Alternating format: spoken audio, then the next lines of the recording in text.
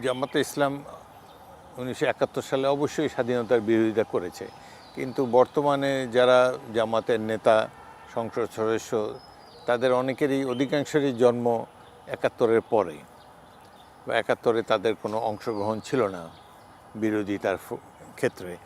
সেই হিসাবে আমি মনে করি তাদের মধ্যে কিছু পরিবর্তন দেখা যাচ্ছে।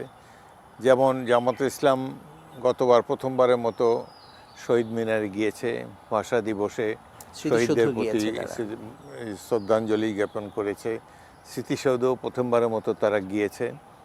সেই জন্য আমি মনে করি যে তাদের চিন্তাভাবনায় কিছু পরিবর্তন এসেছে, তারা বাস্তবতা মেনে নিয়েছে। বর্তমান বিরোধী দলের নেতা একজন চমৎকার মানুষ, তিনি বলেন ভালো। অতীতের মতো বিরোধিতার জন্য বিরোধিতা, এটি তার মধ্যে আমি লক্ষ্য করিনি।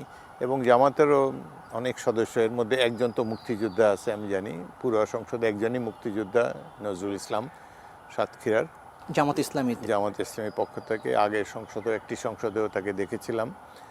এবং তাদের মধ্যে আরও 2-3 জন মুক্তিযোদ্ধা ছিল 71 সালে, ডাক্তার আসজাদ রাজবাড়ির আরও একজন সদস্য ছিল। তবে তখন এই মুক্তিযোদ্ধারা নিজেদের পরিচয় দিতেন না মুক্তিযোদ্ধা বলে, বাট এখন তারা গর্বের সাথে পরিচয় দেন যে আমরা মুক্তিযুদ্ধ। উপনেতা নিজেকে শিশু মুক্তিযোদ্ধা হিসাবে ধাবিত করেছে, which is a good sign আমি মনে করি।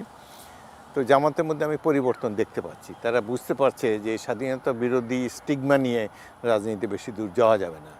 মুক্তিযুদ্ধ মীমাংসিত বিষয়, একে শ্রদ্ধার সাথে স্বীকার করতে হবে, তাহলেই তারা বাংলাদেশের রাজনীতিতে টিকে থাকতে পারবেন। মুক্তিযুদ্ধের বিরোধিতা করে অন্য কোনো আতেলদের কথায় যদি মুক্তিযুদ্ধ বিরোধী কোনো কথাবার্তা বলেন, তারা যেই বলবে সেই ইতিহাসে আস্থা করে নিক্ষিপ্ত হবে।